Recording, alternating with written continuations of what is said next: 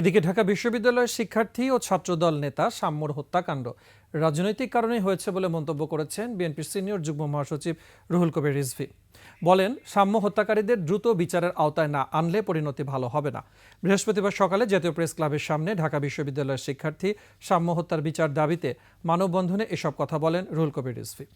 অন্তর্বর্তী সরকারকে ডানে বামে তাকিয়ে দেশ পরিচালনা করার আহ্বান জানিয়ে এ সময় তিনি আরও বলেন, পতিত স্বৈরাচারের বিদেশি বন্ধুরা এখনো ষড়যন্ত্র করছে।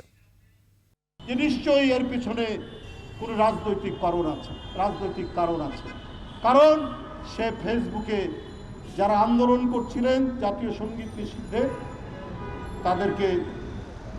তাদের বিরুদ্ধে তার একটা বার্তা ছিল। এটাই কি কারণ? আমি পুলিশ বিভাগকে বলবো, ভালো করে খতিয়ে দেখুন। ভবঘুরে গ্রেপ্তার করেছেন।